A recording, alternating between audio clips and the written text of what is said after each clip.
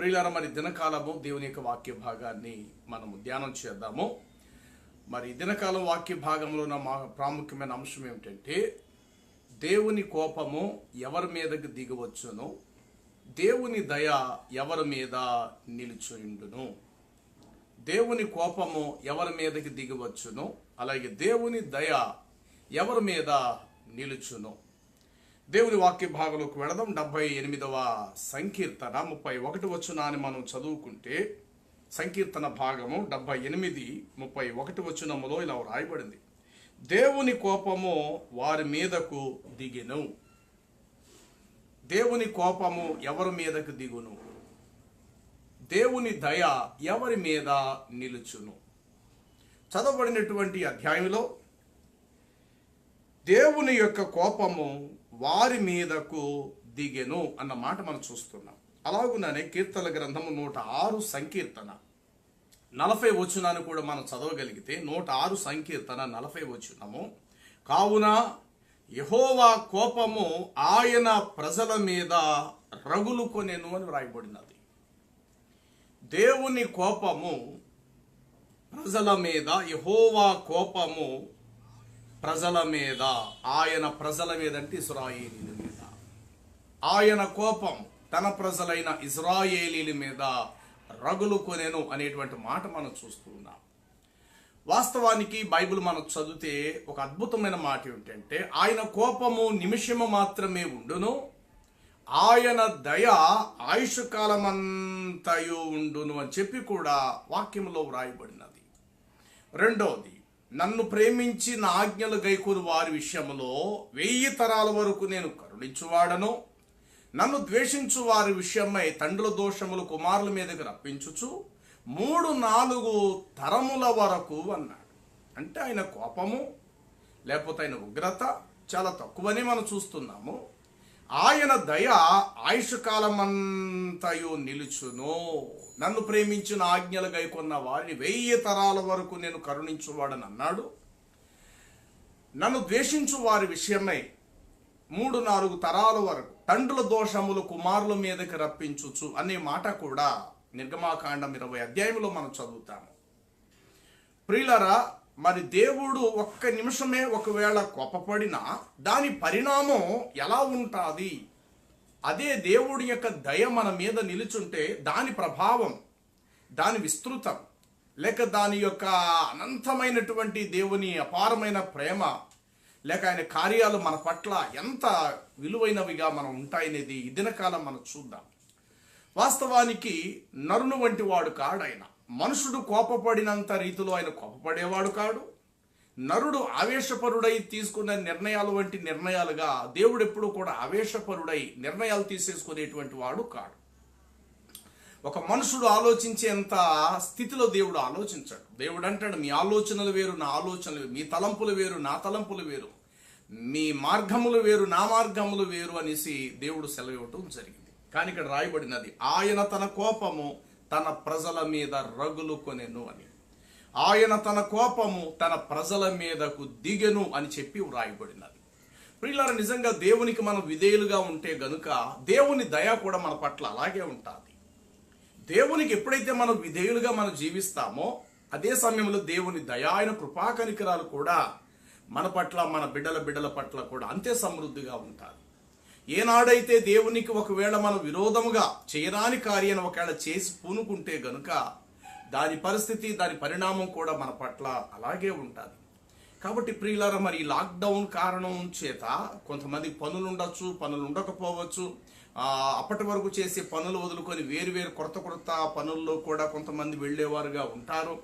మరి రూపాయి డబ్బులు సంపాదన, పొట్టకూటి కొరకు ఏది చేసినా పర్వాలేదని చెప్పేసేసి మరి కొంతమంది నిన్నటి వరకున్న ఆత్మీయ స్థితిని కొంత ప్రక్కన పెట్టి, ఆధ్యాత్మికమైన స్థితిని కొంచెం పక్కన పెట్టి, ఏదో ఒక పూట కూటి కొరకు తన జ్యేష్ఠత్వపు హక్కును అమ్మివేసుకునినా ఏషావు వంటి అన్న మాట చెప్పున కొన్ని సందర్భాల్లో పరిస్థితులను బట్టి ఒకవేళ మన ఆత్మీయ స్థితిని మనం పక్కన పెడుతున్నామేమో, మన ఆకలి బాధ మన చేత అనేకమైన కష్టమైన పనులు చేయించడానికి కారణంగా ఉండటాన్ని బట్టి కొంత దేవుణ్ణి మనం ప్రక్కన పెడుతున్నామేమో, ప్రార్థన పక్కన పెడుతున్నామేమో. యెహోవా ఇచ్చెను, యెహోవా ఇచ్చినంత కాలం మనం సుఖం అనుభవించలేదా? ఆయన ఇచ్చిన దినాలని మనం పొందుకోలేదా? యెహోవా ఇచ్చెను, యెహోవాయే తీసుకొనెను.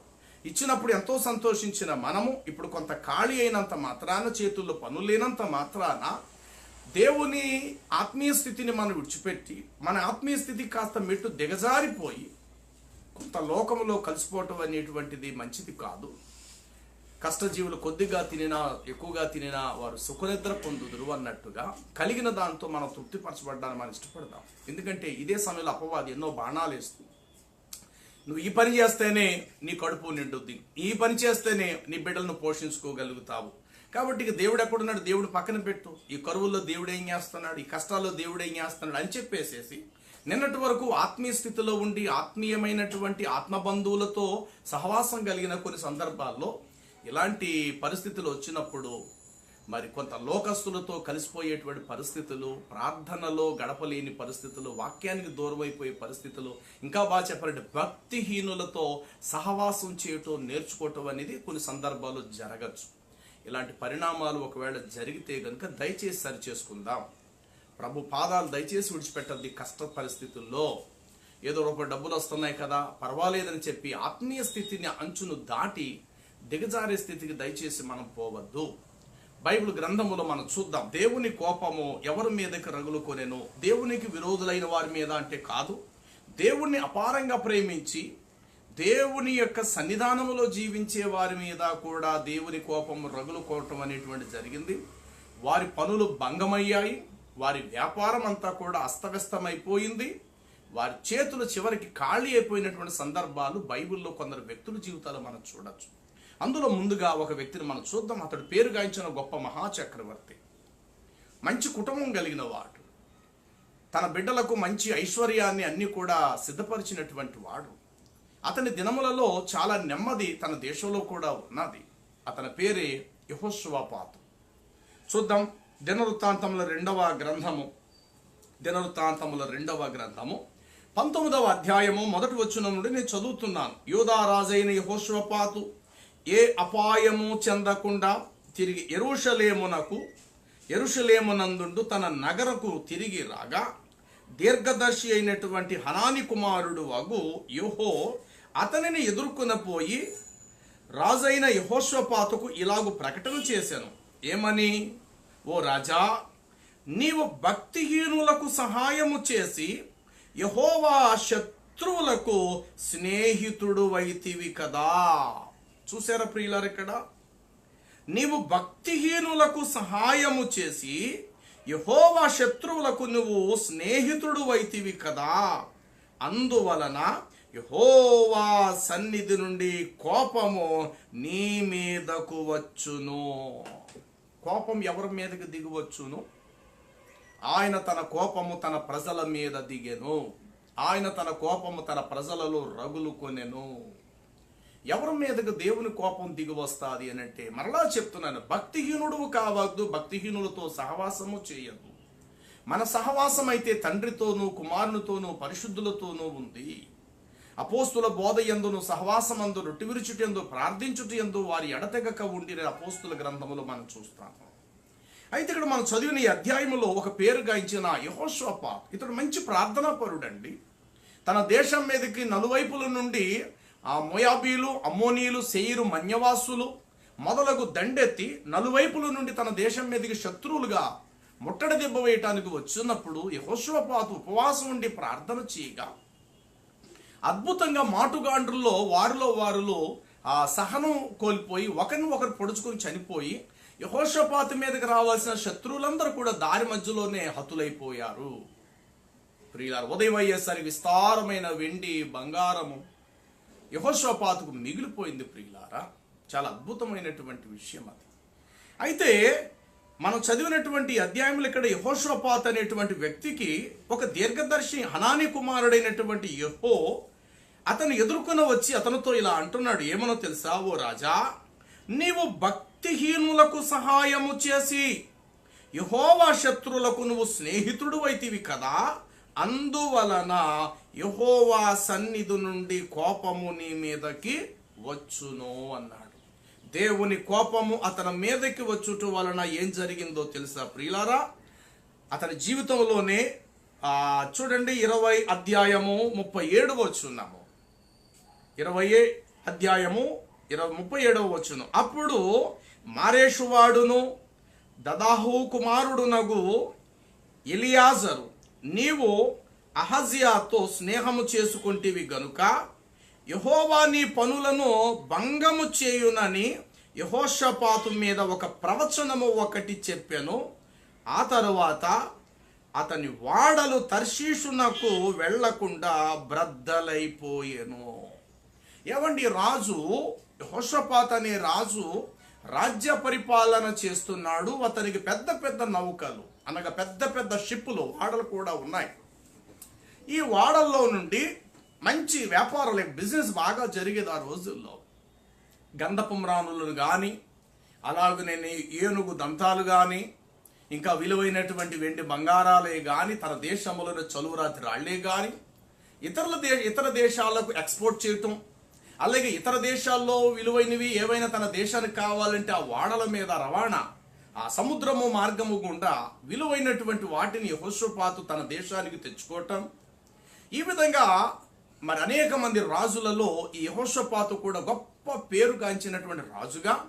ఇతని వ్యాపారానికి పెద్ద పెద్ద షిప్పులు కూడా ఉన్నాయి, పెద్ద పెద్ద వాడలు కూడా ఇతనికి ఉన్నాయి. ప్రియులారా, ఎప్పుడైతే దేవుని కోపము అతని మీద రగులుకున్నదో ఏం జరిగిందో తెలుసా ప్రియులారా? అక్కడ ఈ మాట చెప్తున్నాడు. ఏమని చూడండి, 37వ వచనం. అప్పుడు మారేషువాడును, అంటే ఒక ప్రవక్త వచ్చి చెప్తున్నాడు అనమాట.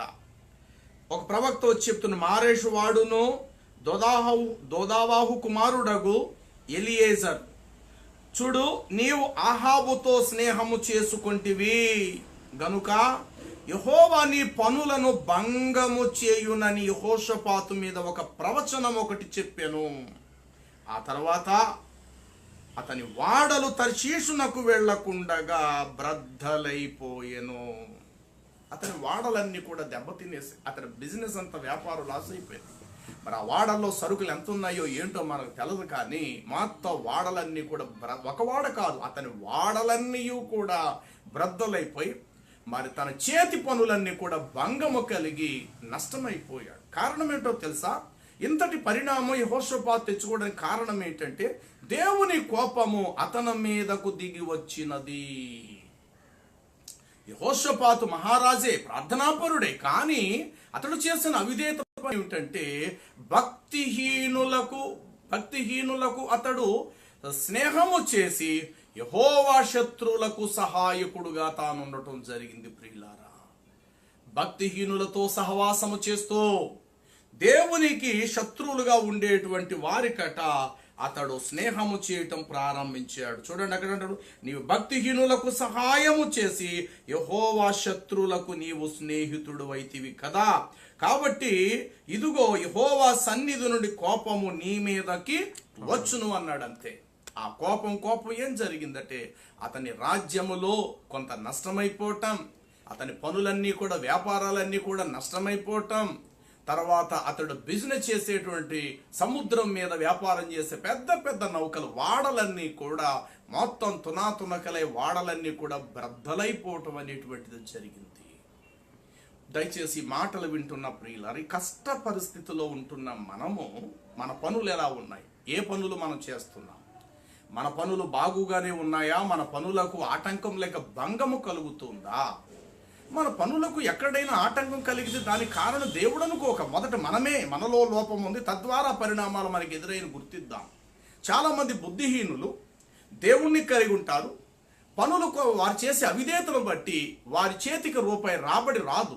వచ్చిందంతా కూడా బూడిదలో పోసిన పన్నీరు వల్ల అయిపోతుంటారు. వ్యాపారం ప్రారంభిస్తారు, అనారోగ్య పాలైపోతారు. వ్యాపారం ప్రారంభిస్తారు, శరీరానికి గాయాలైపోతుంటాయి. వ్యాపారం ప్రారంభిస్తుంటారు, అప్పులు పాలైపోతుంటారు. వ్యాపారం ప్రారంభిస్తారు, తిరిగి ₹1 వారంతటి వారు తినలేక తెచ్చిందల్లా కూడా వడ్డీలు, అప్పులు కట్టడమే జరుగుద్ది.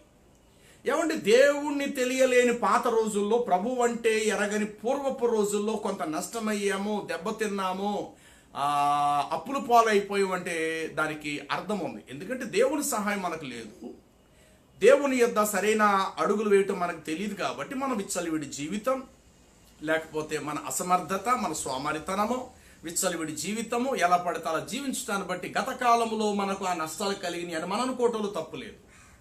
ఇంత విలువైన దేవుని యొద్దకు వచ్చి కూడా, ఇంత ఘనమైన దేవుని చేతుల్లో మనం పడి కూడా, దేవుని చేతుల కింద మనము దీనమనస్కులమై ఉండి కూడా ఈ రోజుల్లో నష్టమైపోవడం ఏంటండి?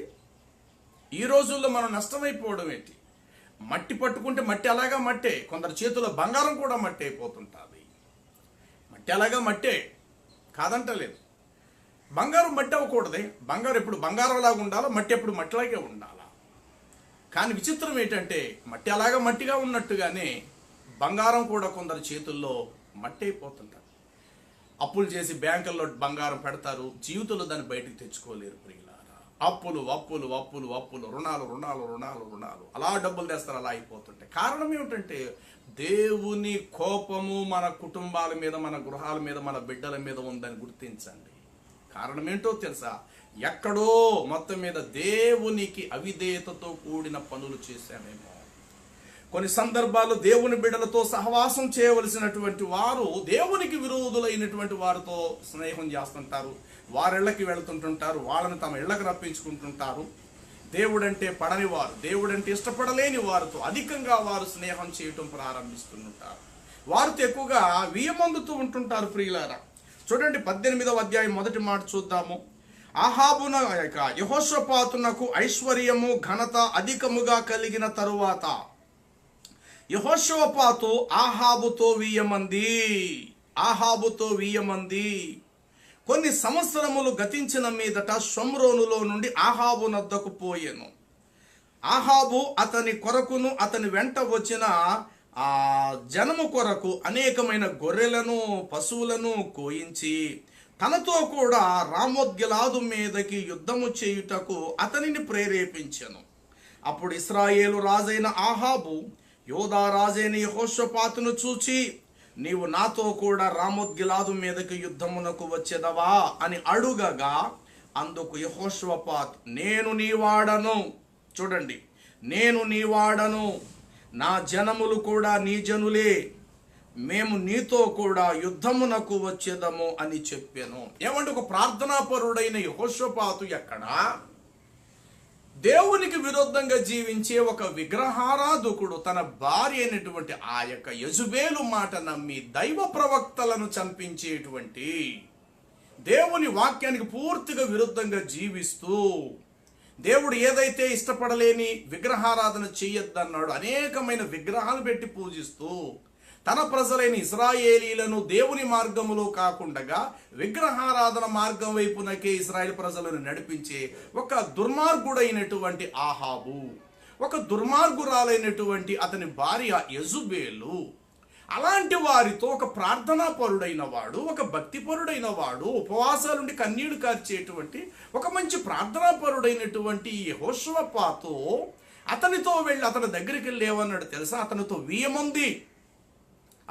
వియ్యమందుకొని అతనితో చేతులు కలిపి అంటాడు, నా జనులే నీ జనులు, నేను నీ వాడను, నువ్వు రమ్మన్న చోట్లకెల్లా నేను నీతో పాటు వస్తాను, నువ్వు ఏది చేయమన్నా వెనకాడక ఆ పనులు నేను చేసి పెడతాను, నువ్వు రమ్మన్న చోటు ఖచ్చితంగా నేను నీతో పాటు వస్తాను, ఇక మీదటి నుండి నీవే నా దేవుడు అన్నట్టుగా, నీవే నాకు మహారాజు అన్నట్టుగా, నీవే నాకు దిక్కు, నేను నీతో పాటే ఉంటాను, నీ జనులే నా జనులు, నా జనులే నీ జనులు, నీతో పాటే నేను సహవాసము చేస్తానని చెప్పడం జరిగింది. ఏమంటే బైబిల్ ఏం చెప్తుందో తెలుసా ప్రియులారా? నీతికి దుర్నీతికి ఏమి సాంగత్యం, చీకటికి వెలుగునకు ఏమి పొత్తు, దేవుని ఆ ఆలయమునకు విగ్రహములతో ఏమి పొందిక, క్రీస్తునకు బెలియాలుగా విగ్రహారాధన దయ్యమునకు ఏమి సాటి, విశ్వాసికి అవిశ్వాసితో పాలెక్కడిది, మన దేవుని ఆలయమై ఉన్నాము, దేవుని పరిశుద్ధులమై ఉన్నాము, కావున మీరు వారి మధ్య నుండి బయలు వెళ్ళి ప్రత్యేకంగా ఉండండి, అపవిత్రమైనది దేనిని మీరు ముట్టకండి అని సర్వాధికారి అయిన ప్రభు సెలవిస్తూ ఉన్నాడు. కానీ ఒక దుర్మార్గుడైన వాడితో స్నేహము చేసి దేవునితో సహవాసంతో కాస్త దూరం అయ్యి దుష్టుడితో అధికంగా స్నేహం చేయటం మొదలు పెట్టాడు యెహోషాపాతు. ఏమంటే ఈనాడు చాలా మంది లాక్డౌన్ కారణం చేత నీ ఇంట్లో ప్రార్థన జీవితం ఉంటుందా? నీ కుటుంబంలో నీ బిడ్డలతో ప్రార్థన దేవుని వాక్యములో గడిపే అనుభవం ఉంటుందా ప్రియులారా? ఇదేదో మంచి అవకాశం, మందిరానికి కూడా వెళ్ళక్కర్లేదు, ఈ ప్రార్థన ఎలా చేయక్కర్లేదు, పనులు లేనప్పుడు ఇంకే మందిరానికి వెళ్తావులే అని అన్నట్టుగా నిన్ను నువ్వు సమర్థించేసేసుకొని అసలు దేవుని ముఖమే చూడలేని, దేవుని పాదాల దగ్గర రాలేని పరిస్థితి ఎదురవుతుంది. ఒకసారి ఆలోచించుకోండి. అసలే ఇప్పటికి మనం నష్టపోయాం, ఇంకా పెద్ద నష్టము మన ముందు ఉన్నదేమో. ఆ నష్టం కూడా పోకుండా ఇప్పుడే మన కళ్ళు తెరవటం మనకు మంచిది ప్రియులారా. కాబట్టి మన పనులు ఎలా ఉన్నాయి, మన జీవనాధారం ఎలా సాగుతుంది, మన చేతి పనులు మనకు రాబడి కలిసి వస్తుందా? మనం విత్త గుప్పుడు విత్తనాలు విత్తగా సమృద్ధి గల పంట కోయినట్టు కొద్దిలో కూడా కొంచెంలో కూడా కడుపు నిండా మనం మన బిడ్డలు అన్నం తినగలుగుతూ ఉన్నామా? లేదా తెచ్చిందల్లా అప్పులు చేసిందల్లా ఆర్తకర్పూరంలాగే అయిపోతుంది? ఒకసారి ఆలోచన చేద్దాం. కారణం ఏంటంటే మన జీవితంలో ప్రార్థనా జీవితం తక్కువైతే, వాక్యానికి మనం తక్కువైతే, దైవ సహవాసానికి తక్కువైతే, ఏమంటే కొంతమంది లోక సంబంధంలో గొప్ప ఆడంబరాలకు పోతారండి, ఆడంబరాలకు పోతుంటారు. చాలా మంది జీవితాల్లో మనం చూస్తాం. దేవుని పరిచర్యకు దమ్ముడి ఖర్చు పెట్టారు. వాళ్ళు వ్యక్తిగతంగా విషయాల కొరకు ప్రజల మధ్య గొప్ప రావాలని లక్షల రూపాయలు ఖర్చు పెడుతుంటారండి కొంతమంది. దేవుని మందిరం కొరకు, దేవుని పని కొరకు, దేవుని సువార్త కొరకు పైసా ఖర్చు పెట్టరు. కానీ సువార్త అంటే రానే రారు, కొంతమంది పరిచర్యకు రారు. కనీసం వారంతటి వాళ్ళు ఒక లీటర్ పెట్రోల్ కొట్టించుకొని, అయ్యా నేను నా వాహనంతో వస్తాను, నా వాహనం మీద ఎవరైనా వస్తాను, నేను కూడా తీసుకువెళ్తాను అయ్యా, ఈ దినమంతా దేవుని పనిలో నేను గడపాలనుకుంటున్నాను, అయ్యా నాకు పని అప్పగించండి అయ్యా అన్నవాళ్ళు తక్కువ. దేవుని కొరకు వాడు ఒక రూపాయి ఖర్చు పెట్టాడు. కానీ వాడికి గొప్ప రావాలని, అది ఇంట్లో వాడి యొక్క పెళ్లి రోజు కావచ్చు, లేకపోతే గృహప్రవేశం కావచ్చు, లేక వాడి పుట్టినరోజు కావచ్చు, లేక వాడి పిల్లల పుట్టినరోజు కావచ్చు, పెద్ద గ్రాండ్గా అట్టాసంగా చేయటానికి పూరుకుంటుంటాడు ఒక్కొక్కడు. లక్షల రూపాయలు ఖర్చు పెట్టి తెలుసున్న వాళ్ళకి, తెలియలేని వాళ్ళని, ఇక ఊరు వాడు అందరిని పిలిచి పెద్ద ఫోకస్గా మనుషులు ఎదురు గొప్పగా బోర ఊదించుకుంటూ, నేనెంత గొప్పోడిని, ఈ పట్టణంలో నాకేమీ తక్కువ కాదు, నాకు చాలా మంది బలగం ఉన్నారు, నేనంటే ఏం తక్కువేం కాదు, నాయన ఖాతాలు ఎంత ఉంది, కాబట్టి నేను పెట్టే తిండి ఎలా ఉంటుంది, నా డెకరేషన్ ఎలా ఉంటుంది, నా గొప్పతనం ఎలా ఉంటుంది అని చెప్పేసి వాడు సొంత పనుల కొరకు లక్షలు ఖర్చు పెడతారు. దేవుని పనికి మాత్రం ఒక్క రూపాయి తీయడండి వాడు. ప్రియులారా, అలాంటి వాడు ప్రార్థన చేస్తే దేవుడు ఎందుకు ప్రార్థన ఆలకించాలి? రక్షణ పొందాడా? బాప్తిజం పొందామా? ప్రభు బలలో పాలు పంపులు పొందుతున్నావా? ఏది నీ వల్ల దేవునికి పని? నువ్వు చేసేదేముంది సంఘానికి? నీ వల్ల ఏమిటి ఉపయోగము? నీ వల్ల ఏమి దేవునికి ప్రయోజనం కలిగింది? కనీసం బడా నమ్మకమైన దాసుడా, నా కుమారుడా, కొంచెంలో ఈ విషయంలో నాకు నమ్మకంగా జీవించాను, దేవుడు నిన్ను మెచ్చుకోదాగడానికి కూడా ఏదైనా ఒక పని నువ్వేమైనా ముందు ఎప్పుడైనా ఏమైనా చేసావా? లేదే. శుభ్రంగా సోమర్లాగా ఇళ్ళకాడు ఉండటం, శుభ్రంగా తినటం, తన్నుకొని కాడు తన్నుకొని పడుకోవటం, ఇంకేమీ లేదు. ఏమండి, ఈ జీవితం ఇలాగే సాగితే రాబోయే రోజులు చాలా నష్టపోతాం ప్రియులారా. నీవు భక్తిహీనులతో సహవాసము చేసి యెహోవా శత్రువులకు నువ్వు స్నేహితుడు అయితివి. జాగ్రత్త. ఎవరితో నీ స్నేహం? నీకంటే ఆత్మీయ జీవితంలో బాగా ఎదిగి, నీకంటే మోకాళ్ళు అరిగిపోయే మోకాళ్ళ ప్రార్థనా పరులు, నీకంటే గొప్ప కన్నీటి అనుభవం గల వారితో నువ్వు స్నేహం చేయగాక తప్పులేదు. వారిలో మండే మంట నీలో రగులుకుంటా, వారిలో ఉన్న ఆత్మీయ స్థితి నీలో కూడా వస్తుంది. కనీసం వాడి ప్రార్థన చెయ్యడు, లోకానుసారంగా జీవిస్తారు, సరదాలకు షికార్లకే తిరుగుతుంటారు. ఏనాడు మోకరించి నడుమొంచి తల వంచి ప్రభు దగ్గర ప్రార్థించిన ఆనవాళ్ళు కూడా ఉండదు వాళ్ళ జీవితాలు. డబ్బులు ఉంటాయి, డబ్బులు మస్తుగా ఉంటాయి వాళ్ళ దగ్గర, ప్రార్థనా జీవితం ఉండదు, వాక్యపు జీవితం ఉండదు, దైవ సహవాసం ఉండదు. వీళ్లతో వీయమందుతుంటారు కొంతమంది. వారు కొంపలకు పోతుంటారు, వాడు గుమ్మల దగ్గరికి వెళ్ళి కూర్చుంటారు, వాళ్ళు పెట్టిందల్లా తింటుంటారు, కరెక్ట్గా భోజనం టైం పోతుంటారు, వాళ్ళు కూడి పెట్టేస్తుంటారు, వాళ్ళతో తిరుగుతుంటారు. వాడు రమ్మంటే చాలు భుజాలు రాసేసుకుని రోడ్లంటా తిరుగుతూ ఉంటారు. అరే, నీ స్థానం ఏంటి? వాళ్ళ స్థానం ఏమిటి? నువ్వు ప్రార్థనాపరుడు అయిన సంఘంలో ఎదిగావే, నీకు వాక్యము బల్లగుద్ది బోధించి ఖండించి బుద్ధి చెప్పేటువంటి వాక్యము దొరికే సహవాసులను పెరుగుతున్నావే, దేవుణ్ణి తృణీకరించి లోకమే దేవుడు అనుకుంటూ, ధనమే సంపాదన గొప్ప అనుకుంటూ లోకంలో కలిసిపోయే వారితో నీకు సహవాసం ఏంటి? నీకంటే వాళ్ళని ప్రార్థనా పరులు అయి ఉన్నారా? వాళ్ళతో నువ్వు ఈయమందటానికి, వారితో స్నేహం చేయడానికి, వారితో నువ్వు చేతులు కలిపి జోడీగా నువ్వు రాసుకొని తిరగటానికి. యెహోషాపాతు చేసినటువంటి ఒక గొప్ప దుర్మార్గపు పని ఏమిటి ఇక్కడ అంటే, ఇతడు యూదులకు రాజు, అవతల అహాబు అన్నవాడు ఇశ్రాయేలు ప్రజలకు రాజు. అయితే ఇతడు చేసిన బుద్ధిహీనత ఏమిటంటే, ఒకానొక దినం అతనితో 1000 మంది అనే మాట మనం చూస్తున్నాము. తనకు ఐశ్వర్యము ఘనత అధికముగా కలిగిన తర్వాత యెహోషాపాతు అహాబు చక్రవర్తితో 1000 మంది. కొన్ని సంవత్సరములు గతించిన తర్వాత షోమ్రోనులో ఉండు అహాబు నద్దకు, అంటే పిలవకుండానే వెళ్ళిపోయాడు. కొన్ని సందర్భాలు ఎలా ఉంటారంటే పిలవని పేరంటాలు వెళ్ళిపోతుంటారు ప్రియులారా. గొప్ప రావాలని పిలవని పేరంటాలు, అయ్యో మీరు చెప్పాలేటండి, అయ్యో మీరు చెప్పబోయి మేము వచ్చేస్తామండి, వచ్చి మీ ఇంట్లో పనులన్నీ చేసేస్తామండి. వాళ్ళ ఇంట్లో దాఖలు కడిగెత్తుంటారు, వాళ్ళ ఇంట్లో చెప్పులన్నీ సర్దెత్తుంటారు, ఏమండి వాళ్ళ ఇంట్లో అన్నీ చేస్తారు. కనీసం వాడు ప్రార్థనా పరుడండి నువ్వు వెళ్ళి చేయడానికి. దేవుని మందిరంలో ఒక్క చిన్న పని చేయరు. దేవుని మందిరంలో కనీసం 10 మంది వచ్చి వాడుకుని ఒక బాత్రూమ్ను కడగరు.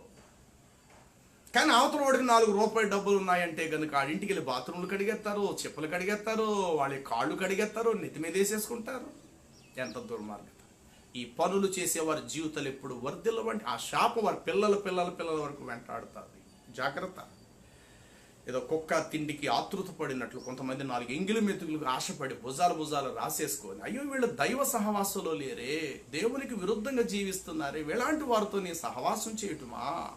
అయ్యో నా ఆత్మీయ జీవితం పాడైపోతే, నా భక్తి జీవితాన్ని పాడు చేసుకుంటాను వీళ్ళంటి వాడితో అని అనుకోడు.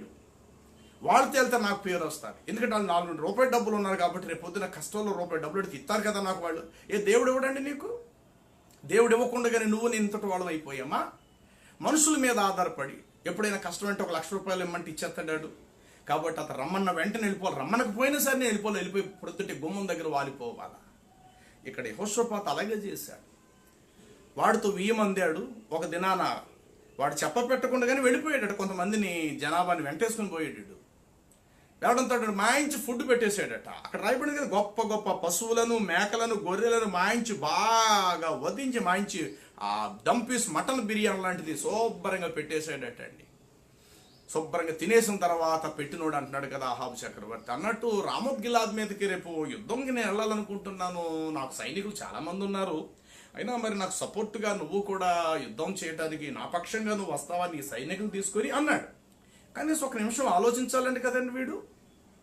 అయ్యా నేను దేవుని యొద్ద విచారణ చేసి ప్రభువుని యొక్క నడిపింపును బట్టి నేను రావటమా రాకూడటమా అనేదా నేను రేపటి దినం నేను తెలియలేదు. ఇవాళ రాత్రికే చెప్తాను నేను మీకు. రేపే యుద్ధం అంటారు కాబట్టి రాత్రి నేను చెప్తాను. నాకు కొద్దిగా సమయం ఇవ్వండి. నేను రావచ్చా రాకూడదా, వెళ్ళొచ్చా వెళ్ళకూడదా, యుద్ధం చెయ్యొచ్చా చేయకూడదా అనేది ప్రభు యుద్ధ నేను విచారణ చేసి కనుక్కుంటానన్న మాట వాడు అనటం మానేసి ఏమన్నా తెలుసాడండి, ఒక భక్తిహీనుడితో నేను నీ మనిషిని, నా ప్రజలు నీ వారే, నువ్వు ఏదైనా ఆజ్ఞాపిస్తే శిరసా వహించి మేము ఇప్పుడే నీ ఆజ్ఞను మేము నెరవేరుస్తాం, చెప్పు ఏం చేయమంటావు చెప్పు అనేసి ఏదో దూకుడు పెట్టలాగా వెంటనే ఆ మాటను దూకేశాడు.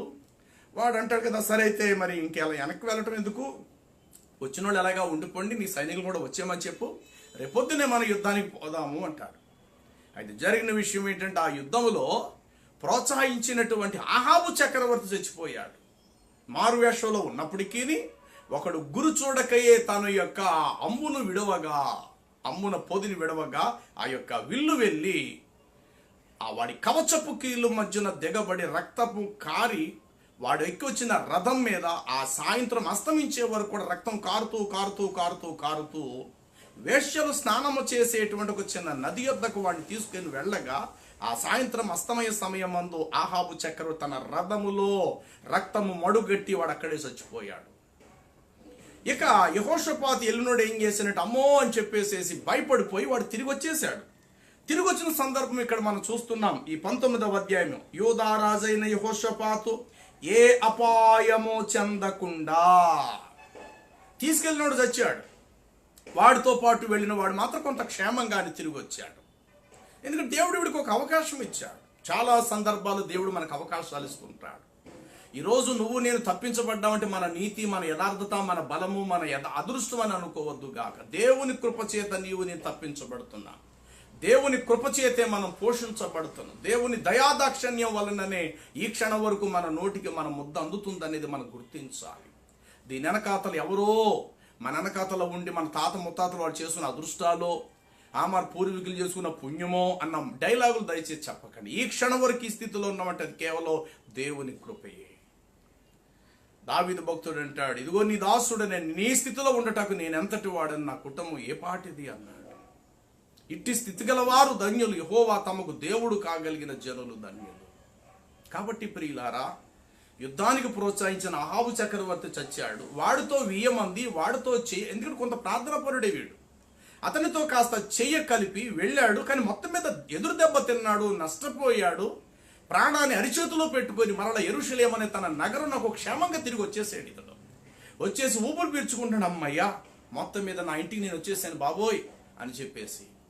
కానీ ఆ 3వ వచనంలో అక్కడ చూస్తే జరిగిన తర్వాత అక్కడ 2వ వచనం చూస్తే అక్కడ దీర్ఘదర్శిన హనాని కుమారుడైన యెహో అతన్ని ఎదుర్కొని పోయి రాజైన యెహోషాపాతునకు ఇలాగూ ప్రకటన చేశాను, ఏమని చూడు, నీవు భక్తిహీనులకు సహాయము చేసి యెహోవా శత్రువులకు నువ్వు స్నేహితుడు అయితివి కదా. ఇదిగో దేవుని కోపము నీ మీదకి రగులు కొనబోతుంది అన్నాడు. అంతేనండి. ఇతని 5 పిల్లలు కూడా తన పెద్ద కొడుకు తన తమ్ముళ్ళందరిని కూడా చంపేశాడు. అంటే తన వంశవలంతా తుడిచివేయబడింది ప్రియులారా. అలాగే అతని వ్యాపారానికి సంబంధించిన పెద్ద షిప్పులు, వాడలు, బిజినెస్ చేయగలిగేవి, మంచి రవాణా, ఎగుమతి దిగుమతి సరుకులు తెచ్చుకొని మరి ఒక్క రోజులో మరి ఏ పెద్ద తుఫాను వచ్చి వాడలు కొట్టుకుపోయేవి, కానీ వాడలన్నీ బ్రద్దలైపోయాను. మరి ఏ పెద్ద సునామీ లేచిందో, ఏ సముద్ర తరంగాలు లేచి ఆ వాడల్ని ముంచేసి బ్రద్దలు కొట్టేసాయో. కానీ ఇక్కడ దీర్ఘదర్శి ప్రవక్త వచ్చి చెప్పాడు, ఏమంటే కొన్ని సందర్భాలు గద్దించి బుద్ధి చెప్పే సేవకుడిని కొంత సందర్భాలు అసహించుకుంటారు. అయ్యో దైవజనుడు గద్దించాడంటే ఇది మా జీవితానికి మేలు అనుకోడు. అయినా పాస్టర్ గారు అలా గద్దిస్తారేటండి, ప్రేమతో చెప్పాలి కదండి. ఎంతకాలం అంటది, నువ్వేమవుతావని ప్రేమతో చెప్పాలి, నువ్వు ఎవరికి కావాలని ప్రేమతో చెప్పాలి. నువ్వు రక్షించబడితే నీ ఆత్మ పరలోకానికి వెళ్తుంది, కాదంటే నిత్య నరకానికి పోతావు అంతే. దేవుడు ఏర్పరచుకున్న దైవ సేవకులు ప్రతినిధులు కనుక ఖండితంగానే చెప్తారు. నువ్వు సరి చేసుకుంటే నీ బ్రతుకు బాగుంటుంది అంతే. బ్రతిమలాడి మందిరాలకి 2 బాబు అన్న రోజులు కావు. బ్రతిమలాడవలసిన పనులు ఎందుకండి బ్రతిమలాడాలి? దేవుడు ఒక సందర్భంలో అంటాడు, నా సన్నిధిని కనబడలు వచ్చుచున్నారే, నా ఆవరణము తొక్కుటకులు మిమ్మల్ని రమ్మన్నవాడెవడు అన్నాడు ఆయన. నా ఆవరణము నా మందిరములో కనబడటకు మీరు వస్తున్నారే, అసలు మిమ్మల్ని రమ్మన్నది ఎవడు, ఎందుకు వస్తున్నారు మీరు అన్నాడు దేవుడు కూడా ఒక సందర్భంలో. కాబట్టి బ్రతిమలాడే సేవ కాదండి ఇది. ఆలోచన చేసుకుని ఆత్మ పరలోకానికి వెళ్ళాలంటే నువ్వు అణిగమణిగి ఉండాలా, సరి చేసుకోవాలా. ఏ దేవుడు ఉన్నాడని నువ్వు పరలోకంలో ఉన్నాడని ఆ దేవుడి దగ్గర నువ్వు వెళ్ళాలి అని అనుకుంటే భూమి మీద ఆ దేవుని మార్గంలో బ్రతికినంతకాలం నువ్వు నడాలా. అంతా ఇదే లోకం ఇదే సర్వం అనుకొని భక్తిహీనులతో నువ్వు స్నేహం చేసేయటం, వాళ్ళ కొంపలకు పోవటాలు, వాళ్ళ ఇంట్లో అడావుళ్ళు చేసేటాలు, వాళ్ళతో అధికంగా భుజాలు రాసేసుకోవటాలు, వాళ్ళు పెట్టిందల్లా తినేటాలు, వారు కొంపల దగ్గరే కుక్కల్లాగా పడుకుని పోవటాలు, తెల్లారు లెగిసిన తర్వాత మరలా పని పాటుకు వెళ్లకుండా బద్ధకంగా ఉండటం, ఊరి నిండా అప్పులు చేయటము, వ్యాపారం మొత్తం నాశనం అయిపోవటం, రోజువారీ వెళ్ళి కష్టపడిన ₹1 డబ్బులు తెచ్చుకోలేని పరిస్థితి. ఇలాంటి పరిణామాలు జరుగుతున్నప్పుడు ఎప్పుడైనా ఆలోచించావా నువ్వు? ఒక మనిషిగా, ఒక దైవ బిడ్డగా కూడా కాదు గాక ఒక మనిషిగా నువ్వు ఆలోచించావా? అయ్యో ఎందుకు నా పరిస్థితి ఇలా అవుతుంది, నా కుటుంబం ఎందుకు ఇలా అవుతుంది, ఎక్కడ నేను పొరపాటు చేశాను, ఎక్కడ నా అడుగులు దేవునికి విరుద్ధంగా నడిచాయి, ఎక్కడ కాని మాట పలికాను, ఎక్కడ అప్రమాణంగా నేను జీవించాను, ఎక్కడ నేను అవిధేయుడిగా దేవునికి విరుద్ధంగా నేను ప్రవర్తించాను, ప్రభువా నాకు చూపించవా, దాన్ని సరి చేసుకుంటాను ప్రభువా అని చెప్పేసి ప్రభు దగ్గర సరి చేసుకోవద్దండి. దేవుడేమంటాడు, నీ చేతి పనులు దీవించబడును అన్నాడు. దేవా మా చేతి పనులు మాకు స్థిరపరచుము, మా చేతి పనులు మాకు స్థిరపరచుమని వ్రాయబడింది. నీ రాబడికి వెలితి కలుగదు అని చెప్పి వ్రాయబడినది. నిశ్చయముగా నీ చేతుల కష్టార్జితము నువ్వు అనుభవిస్తావని కూడా దేవుని వాక్యంలో వ్రాయబడింది. కానీ ఇక్కడ వాడలన్నీ బ్రద్దలైపోయి అతని వ్యాపారం అంతా నష్టమైపోయి అతని పనులన్నీ కూడా భంగమైపోయాడు ప్రియులారా. కారణం ఏమిటి అనంటే దేవునితో వారికి సహవాసము తక్కువైంది, భక్తిహీనులతో సహవాసము అధికమైంది. గద్దించే వారితో సహవాసం తక్కువైంది, వాడిని పొగిడే వారితో సహవాసం ఎక్కువైపోయింది. ఎవరి దేవుడు ఎప్పుడు ఎవరిని పొగడ్డండి. దేవుడి దగ్గర దిగజారే గుణము లేదు, దేవుడి దగ్గర బ్రతిమలాడే గుణము లేదు. చిన్న కుమారుడు ఇంట్లోంచి వెళ్ళిపోతుంటే ఆయన బ్రతిమలాడలే, వద్దురా బాబు వద్దురా ఎలకరా వదిలేశాడు. ఆడంతటి వాడి తన బుద్ధి తెచ్చుకొని మరలా ఇంటికి రావటం జరిగింది. ప్రభువులో తగ్గించుకునే మనసు ఉంది, కానీ దిగజారిపోయే గుణం దేవుడిలో లేదు. అలాగే దేవుడి దగ్గర జాలిపడే గుణం ఉంది, కానీ బ్రతిమలాడే గుణం లేదు. చిన్న కుమారుడు ఇంటికి వస్తే వాడి మీద జాలిపడ్డాడు, కానీ వెళ్ళేటప్పుడు మాత్రము వాడి మీద వాడిని బ్రతిమలాడలేదు. ప్రియులారా, ప్రభు దగ్గర తగ్గించుకునే గుణం ఉంది. ఆయన శిష్యుల పాదాలను కడిగాడు, కాళ్ళు పట్టుకొని వాళ్ళకి శిష్యుల కాళ్ళు కడిగాడు తగ్గి. కానీ తనను కొరడా దెబ్బలతో కొట్టే సైనికులు కాళ్ళు పట్టుకొని నాకు ప్రాణభిక్ష పెట్టండి, నన్ను క్షమించండి, గట్టిగా నన్ను కొట్టకండి, నాకు సిలువకు మేకులేసి కొట్టకండి, మీకు దండం పెడతారని చెప్పేసి సైనికులు కాళ్ళు పట్టుకొని ఆయన దిగజారిపోలేదు. శిష్యులు కాళ్ళు పట్టుకున్నాడు, కాళ్ళు కడిగి నేను చేసినట్టు మీరు చెయ్యండి అని చెప్పాడు. తనను కొట్టేటువంటి సైనికుల కాళ్ళు మాత్రం ఆయన పట్టుకోలేదు. ప్రియులారా, వెళ్ళిపోతున్న వాడి మీద ఆయన బ్రతిమలాడలేదు, కానీ తిరిగి వస్తే కనుక జాలిపడ్డాడు. కానీ ప్రభువులో ఉన్న గుణాలు మంచివి.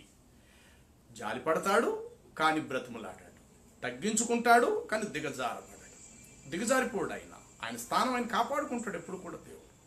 కాబట్టి ప్రభునందు ప్రియులారు, ఎందుకు దేవుని కోపం మన పనుల మీద భంగం కలిగేలా ఉంది? ఏ కోపం చేత ఈరోజు మన పరిస్థితులు ఎలా ఉన్నాయి?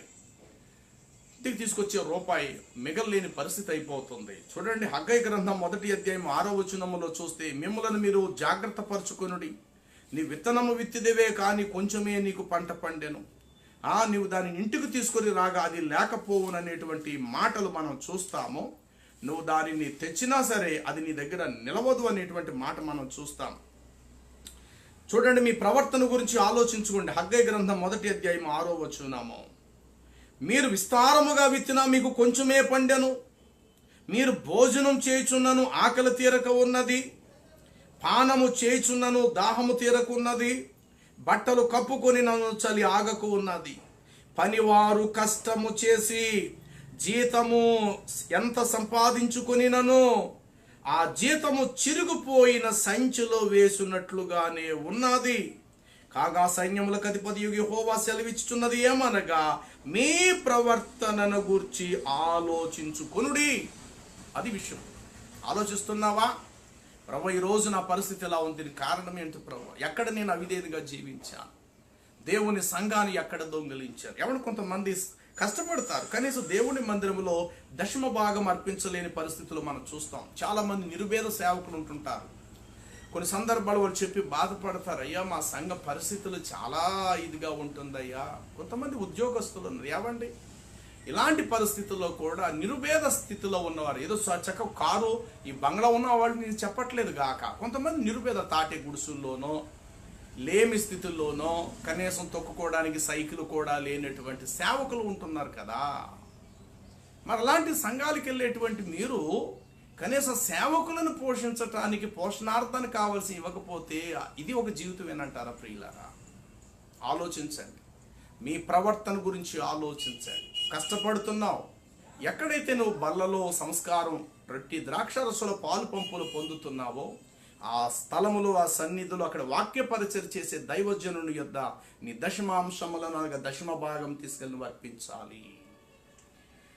దశమ భాగాలతో ఫ్యాన్లు కొనటాలు, దశమ భాగాలతో చర్చికి సంబంధించిన వస్తువులు కొనటాలు, దశమ భాగం సంబంధించి ఏదో నేను సువార్త చేసేస్తున్నాయి కానీ పెద్ద మీటింగ్ పెట్టాలనుకుంటున్నాను, నేను రిటైర్డ్ అయిపోయాను, గ్రాండ్గా నాకు డబ్బులు వచ్చింది, ఈ డబ్బులతో నేను 100 మంది ఎతరాలు చీరలు కొనేస్తాను, ఇంటికి మాయించి మటన్ దంపేసి బిర్యానీ ఉండేసి నేను రిటైర్డ్ అయ్యాను కాబట్టి డబ్బులు ఇలా ఖర్చు, నువ్వెవడో ఖర్చు పెట్టాడా?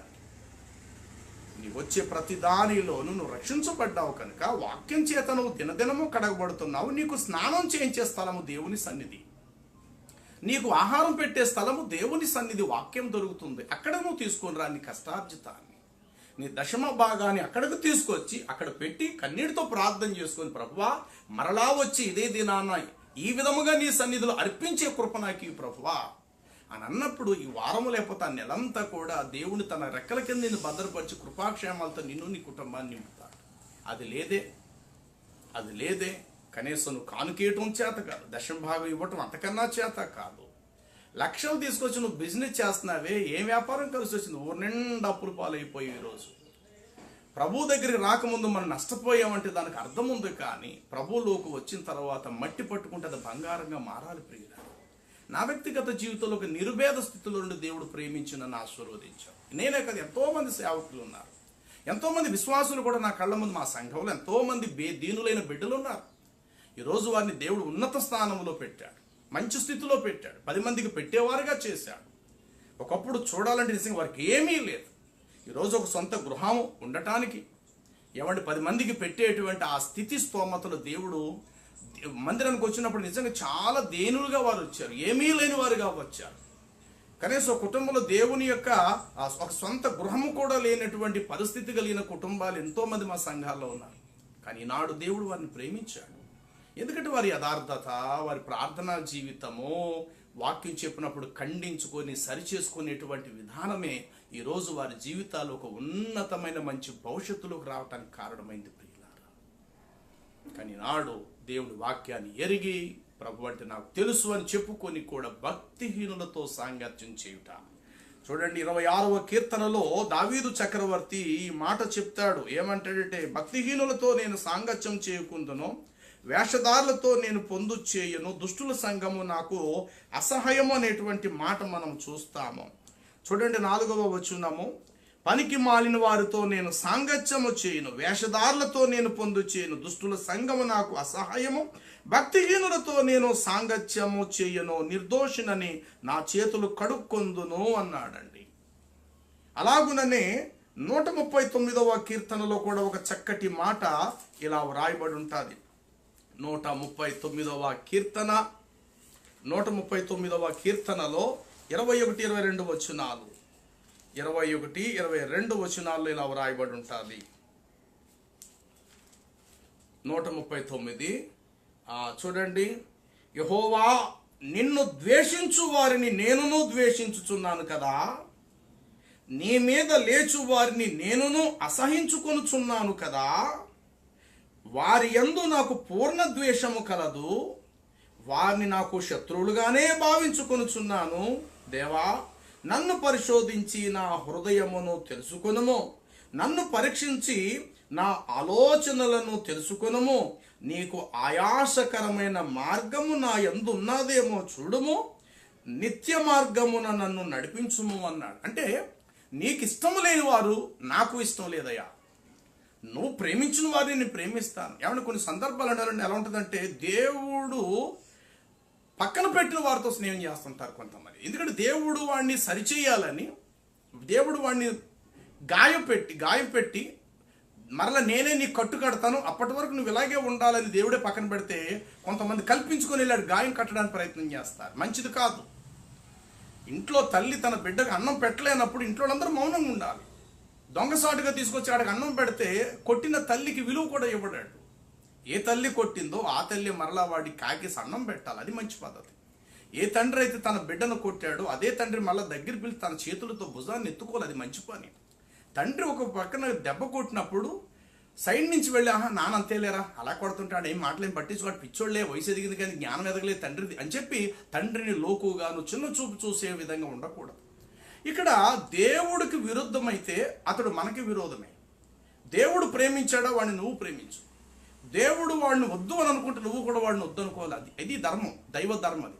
అంతప్ప దేవుడు వద్దన్న వాడితో నువ్వు స్నేహం చేయటం కానీ, దేవుడు నాకు అక్కర్లేదన్న వాడితో నువ్వు అధికంగా ఉండటం అనేది దేవుడు మెచ్చరాని క్షమించరాని నేరం. చూసారు ఇక్కడ ఏం రాయబడినదో 21, యెహోవా నిన్ను ద్వేషించు వారిని నేనును ద్వేషించున్నాను, నీ మీదకు లేచు వారిని నేనును అసహించుకొనుచున్నాను, వారి యందు నాకు పూర్ణ ద్వేషము కలదు, వారిని నాకు శత్రువులుగానే భావించుకొనుచున్నాను, కాబట్టి నన్ను పరిశోధించు దేవా. ఆహాబు చక్రవర్తి దేవుడు పక్కన పెట్టేశాడు. అలాంటి వాడితో ఈ యెహోషాపాతు స్నేహం చేయడానికి వెళ్ళాడు ప్రియులారా. వ్యాపారం అంతా దెబ్బ అయిపోయింది, రాజ్యం అంతా కుదేలైపోయింది, పిల్లలందరూ చచ్చిపోయారు. అతడు బిజినెస్ చేసే వాడలన్నీ బ్రద్దలైపోయాయి. కారణం ఏంటో తెలుసా? భక్తిహీనులతో నువ్వు సహవాసము చేసి దేవునికి విరోధులైన శత్రులతో నువ్వు స్నేహం చేయుచున్నావు. ఓ యెహోషాపాతు, యెహోవా ఇలాగు సెలవిస్తున్నాడు, నీ పనులను భంగపరచెదను అన్నాడు. అంతేనండి, దేవుని కోపం అతని మీద రగులుకొనెను. ఇప్పుడు ఆలోచించండి, మన మీద దేవుని కోపం ఉందా, ఇక దేవుని దయ మన కుటుంబాల మీద ఉందా ఆలోచన చేద్దాం. దేవుని దయతో మనం నడుస్తున్నామా, దేవుని కోపానికి మన పాత్రులమైపోయి ఉన్నామా అనేది దయచేసి ఈ కరువు దినాలలో ఇప్పుడైనా కొంత మనం గ్రహించుకుందాం. ఎలా నడుస్తున్నాయి మన కుటుంబాలు? చేతికి రూపాయి డబ్బులు వస్తున్నాయా, వచ్చినట్లుగా అలా ఖర్చు అయిపోతున్నాయా? ఊడి నిండా అప్పులే తీసుకొస్తున్నామా, అప్పులు తీసుకొచ్చి తీర్చలేక అప్పులతోటి మనం బతుకుతున్నామా? ఎక్కడ మనలో లోపం ఉంది, ఎక్కడ మనలో పొరపాటు ఉంది? కనీసం దేవుని మందిరానికి ఉదయాన్నే వచ్చి ఆయన మందిరంలో పరిచయం చేయాలి. అయ్యో, ఆ రోజంతా దేవుడితో నేను గడపాలి. ఎన్ని లాభ నష్టాలు నాకు వచ్చి నాకు అనవసరము, ఆ రోజు నేను దేవుడితో గడపవలసింది అని చెప్పి సమర్పణ చేసుకొని ఆ దినమంతా దేవుడితో గడపటానికి, దేవుని సేవకులతో కలిసి ప్రయాణం చేయటానికి అది ఎంత దీవెనకరం అండి. అది ఎంత శుభదాయకం, ఎంత ఆశీర్వాదకరం. ఎంత త్వరగా ప్రార్థన అయిపోతుంది, ఎంత త్వరగా కొంపల్లోకి వెళ్ళి కంచాల దగ్గర కూర్చొని కూడి తినేద్దాం అనుకుని ఎంత త్వరగా ప్రార్థన అయిపోతే అంత త్వరగా ఇళ్ళకు పోవాలనుకుని నేను అనుకుంటే అలాంటి జీవితాలు ఎందుకంటే దీవించబడతాయి? అలాంటి కుటుంబాలను దేవుడు ఎందుకండి ఆశీర్వదిస్తాడండి? కనీసం ఏ రోజైనా నీ ఆకలి మానుకొని దేవుని యొక్క పని చేసావా? యేసుప్రభు అంటారు, మీకు తెలియలేని ఆహారం నా యొద్ద ఉంది, నా తండ్రి యొక్క పనిని తుదుముట్టించుటే నాకు ఆహారం, నాకు పానం అని చెప్పాడు. అంటే దేవుని పని నువ్వు చేస్తే దేవుడికి ఆకలి తీర్చినట్లే. కానీ దేవుని పని పక్కన పెట్టి నీ ఆకలి తీర్చుకోవడానికి నువ్వు కంచం దగ్గరికి వెళ్ళిపోయి కూడదంటే దేవుడు ఎలా హర్షిస్తాడండి? ఈరోజు బాగుంటే బాగుండొచ్చు గాక నీ జీవితం, రేపటి దినం బాగోదు గాక. సరి చేసుకోండి.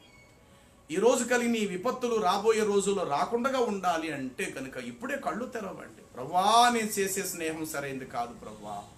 నిజమే, దేవుని మందిరానికి పోయిన వారితో నేను స్నేహం చేశాను, వాక్యానికి లోబడలేని వారితో నేను స్నేహం చేశాను, దైవజనుని తృణీకరించి వెళ్ళిపోయిన వారితో నేను అధికంగా స్నేహం చేస్తూ వచ్చాను, దేవుని సన్నిధికి రాలేని భక్తిహీనులతో నేను సహవాసం చేశాను. అంటే భక్తిహీనులతో ఎప్పుడు సహవాసం చేయాలో తెలుసా? భక్తిహీనులతో సహవాసం చేయొద్దని కాదు, చేయండి. ఎందుకు చేయాలి తెలుసా? వాడిని దేవుని యొద్దకు నడిపించే పనిలో వాడితో స్నేహం చేయి, తప్పులేదు. సార తాగేవాడైనా, వ్యభిచారైనా, దొంగోడైనా స్నేహం చేయి, తప్పులేదు. ఎప్పుడో తెలుసా? ఈ ఆత్మను నేను ప్రభువు దగ్గర నడిపించాలి, ఈ వ్యక్తిని నా దేవుని రక్షణలోకి నేను తీసుకొని వెళ్ళాలి అన్న ఉద్దేశంతో వాడి ఇంటికి వెళ్ళు, వాడితో కలిసి నువ్వు ప్రయాణం చేయి, తప్పులేదు. కేవలం నీ గురి వాడిని రక్షణ కొరకు నడిపించాలన్న పనిలో మాత్రమే వాడితో నువ్వు స్నేహం చేయగాక. అంత ఆడుతో నేను ఉదయాన్ని వెళితే సాయంత్రం వెళ్ళినప్పుడు జీతం డబ్బులు వచ్చేస్తాయి, ఆడితే వెళ్తే నాకు టిఫిన్ దొరుకుద్ది, ఆడితే వెళ్తే మంచి భోజనం నాకు పెడతాడు, రోజంతా ఆడుతూ ఉంటే నాకు టైంపాస్ అయిపోతుంది అని చెప్పేసి దేవుని సంఘాన్ని, సహవాసాన్ని, వాక్యాన్ని, సేవకుల్ని పక్కన పెట్టేసేసి నీ స్వబుద్ధిని నువ్వు ఆధారం చేసుకొని వెళితే గనుక నువ్వు విస్తారముగా విత్తినా నీకు కొంచెమే పంట పండుతుంది. జాగ్రత్త. నువ్వు ఇంటికి తీసుకొచ్చినది అది నీ వద్ద ఉండకపోవునుగాక. నీవు తెచ్చిన జీతము చిరిగిపోయిన సంచిలో వేసినట్లుగానే మిగిలిపోతుందని వాక్యం సెలవిస్తూ ఉన్నది. అంత మాత్రమే కాదు, అతని వాడలన్నీ బ్రద్దలైపోయి అతని పనులకు భంగము కలిగెను. ఈనాడు పనులు లేకుండా ఎంతమంది బాధపడుతున్నారండి? కారణం ఏంటి? ఈ రోజు వస్తుందని ఎవరు అనుకోలే. ఎప్పుడు 3 పువ్వులు 6 కాయలు అన్నట్లు ఎప్పుడు నా వ్యాపారం, నా బిజినెస్ ఇలాగే ఉంటుంది అనుకున్నాం. బిజినెస్ బాగున్న రోజుల్లో నువ్వేనా దశంభాగం తీసావా?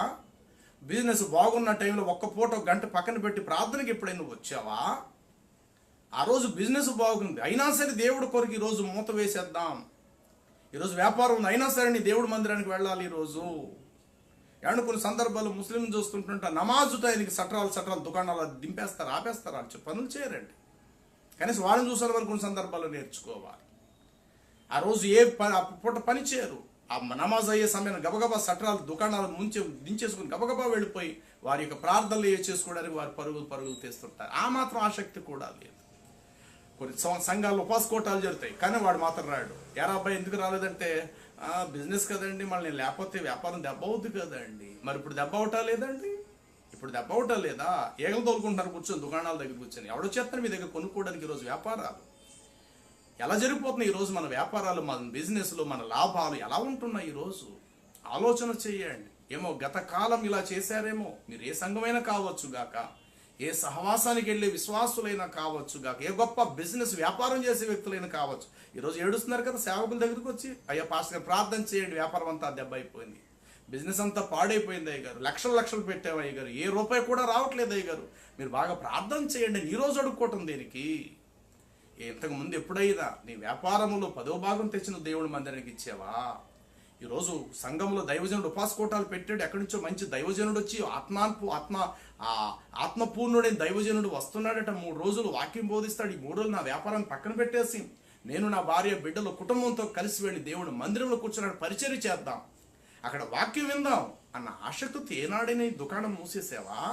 లేదే. ఆ రోజు సంపాదన అనుకుని ఈరోజు ఏమైంది? మీ సంపాదనలు, మీ వ్యాపారాలు ఏమైనవి? ఆలోచన చేయండి. వీటి పరిణామం ఏంటో తెలుసా? నీ పనులకు భంగము కలుగును, దేవుని కోపము వారి మీద రగులు కొనెను. నేనంట ఈ పరిస్థితి ఇంకా ముందుకు వెళ్లకుండా సరి చేసుకోండి. వ్యాపారాలున్నా కట్టేయండి, దేవుడి సన్నిధికి రండి, సహవాసంలో ఉండండి, దైవజనులు సంప్రదించండి. దైవజనుడా మాకు వాక్యం చెప్పండి అయ్యా. నీ విషయం నువ్వు చెప్పడం కాదు, వచ్చి నువ్వు కూర్చొని అయ్యా నా కోసం ఏమైనా చెప్పండి, ప్రభు నాతో ఏమైనా మాట్లాడాలంటే నాతో మాట్లాడండి, నేను నా కుటుంబం వచ్చి మీ పాదాల దగ్గర కూర్చుంటామని చెప్పి రండి. వచ్చి కూర్చోండి. దేవుడు ఏం మాట్లాడతాడనేది వాక్యం ద్వారా మీరు తెలుసుకొని జీవితాలు సరి చేసుకోండి. ఇది మంచి అవకాశం ప్రియులారా. ఇదే పరిస్థితి ఇంకొంతకాలం వెళితే కనుక మీ శరీరంలోని అవయవాలు కూడా మీరు అమ్ముకొని బ్రతికే రోజులు వస్తాయి. జాగ్రత్త. కిడ్నీలో 2 కిడ్నీలో కిడ్నీ అమ్మేసుకుంటే ఒక 5 లక్షలు ఇస్తారట కదా.